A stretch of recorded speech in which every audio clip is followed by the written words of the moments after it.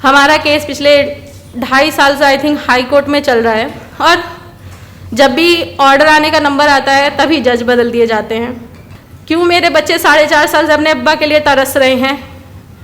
4.5 साल, जिसमें एक बच्चा पैदा होकर स्कूल जाने लगता है। गुलफिशा, उसका क्या कसूर है? उसकी अम्मी बैठी हैं यहाँ, मेरे बच्चे आए हैं, उनका क्या कसूर है? मतलब हम लोग क्यों झेल रहे हैं ये सब? सिर्फ और सिर्फ इसलिए कि हम लोगों ने अपने हक के लिए आवाज़ उठाई।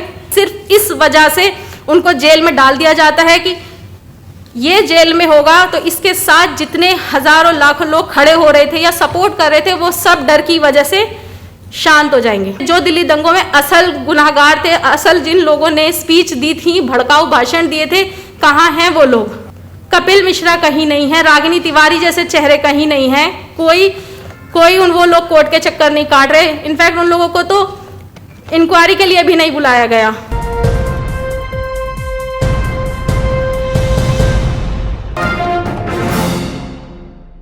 सलाम साथियों, सबसे पहले तो यही समझ में नहीं आ रहा कि अब हम आपसे क्या बोलें। वक्त इतना ज़्यादा हो गया है और वही सारी चीज़ें हम रिपीट दोबारा सब चीज़ें बोले जा रहे हैं। सुनने को कोई तैयार नहीं है, ना कोर्ट सुनने को तैयार है, ना जज सुनने को तैयार है, ना कहीं मीडिया कवरेज सही से होता है।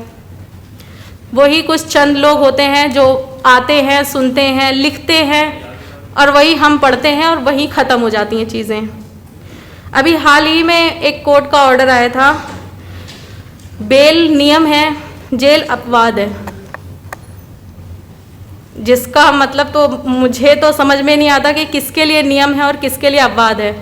शायद सभी को मेरी तरह ही कुछ समझ में आया हो कि नियम सिर्फ और सिर्फ उन लोगों के लिए है जिनको ये लोग चाहते हैं, जैसे केजरीवाल हो गया, मनीष सिसोदिया हो गया। इन लोगों के लिए जेल भेजना भी आसान था, निकालना भी आसान ही लगा। पर अपवाद हम जैसों के लिए है, जिनका ना ट्रायल हो रहा है 4.5 साल से, ना कोई सुनने को तैयार है। कोर्ट बदल दिए जाते हैं, जज बदल दिए जाते हैं, जब भी बारी आती है बेल ऑर्डर की तभी जज बदल दिए जाते हैं और कह दिया जाता है कि अभी थोड़े दिन की बात और है। वो थोड़े दिन सिर्फ जिनका घर से कोई गया नहीं है उनके लिए आसान लगता है, वो थोड़े दिन सुनना कि अभी 15 दिन बाद डेट है। चलो आप लोग कह दोगे अच्छा चलो अब तो आने वाले हैं 15 दिन, पर वो 15 दिन हमसे पूछिए या वो 15 दिन उन लोगों से पूछिए जो जेल के अंदर हैं, जिन्हें एक एक महीने की डेट दे दी जाती है।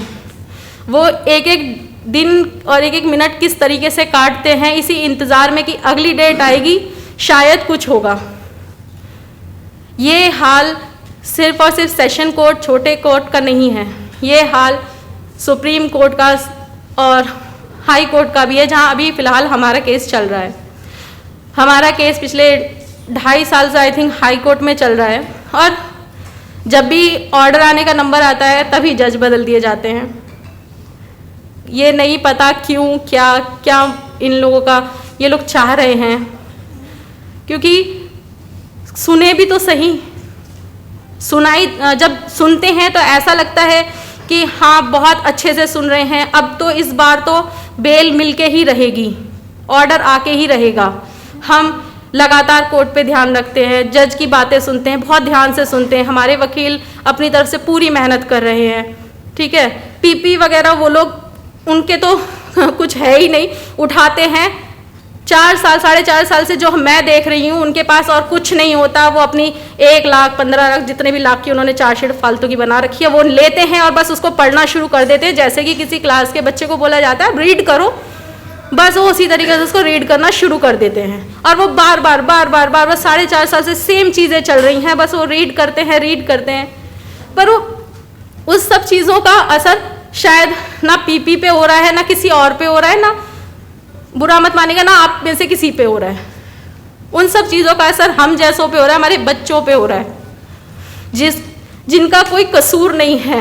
वो इंसान जो 4.5 साल से जेल में है उसका कोई कसूर नहीं है।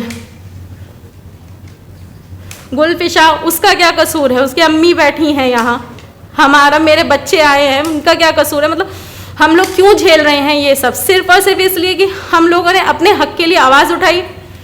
या खालिद जैसे इंसान जो कि एक मुसलमान है और एक पढ़े लिखे समझदार इंसान है, जो अपने हक की आवाज़ उठाना जानते हैं, सिर्फ उन्होंने अपने हक की आवाज़ उठाई, लोगों के लिए आवाज़ उठाई, सिर्फ और सिर्फ उनको इसी वजह से, सिर्फ इस वजह से उनको जेल में डाल दिया जाता है कि ये जेल में होगा तो इसके साथ जितने हजारों लाखों लोग खड़े हो रहे थे या सपोर्ट कर रहे थे, वो सब डर की वजह से शांत हो जाएंगे।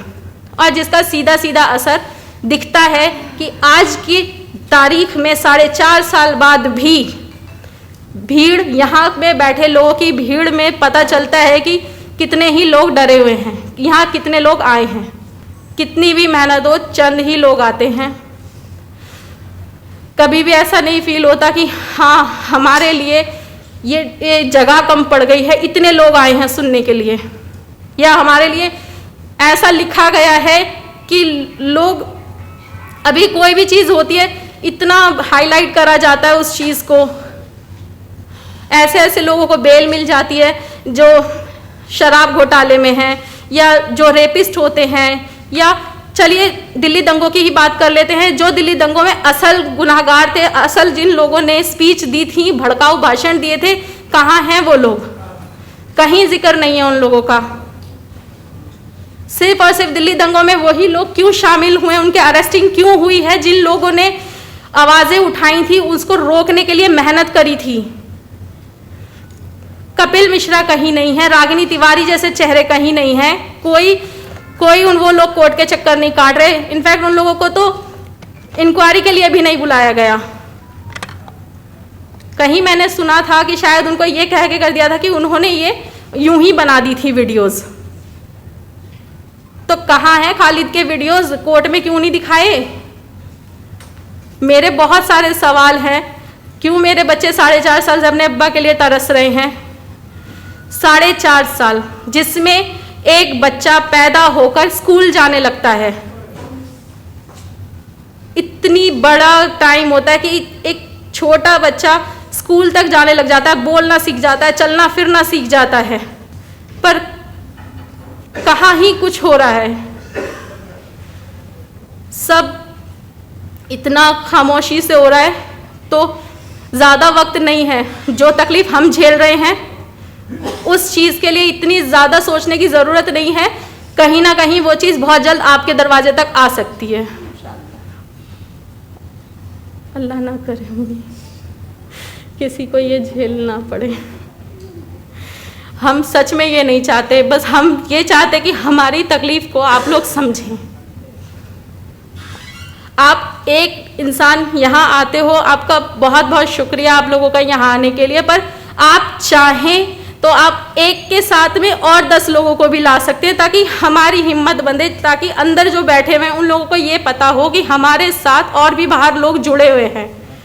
ऐसा ना हो कि वो लोग बाहर आए और उनको तो ये सब देखेंगे, वो लोग भी ये वीडियोस देखेंगे, ये सब सुनेंगे, उनको भी ये पता लगेगा कि बस हम लोगों ने इन लोगों के लिए आवाज़ें उठाई, हम बस इतने ही चंद लोग थे। कहाँ गए वो लोग जो NRC के CA के प्रोटेस्ट में इतनी भीड़ इकट्ठी रहती थी? मेरे कुछ सवाल हैं कि जवाब है, अगर हो सके तो बता दीजिएगा कि कहाँ हैं वो लोग।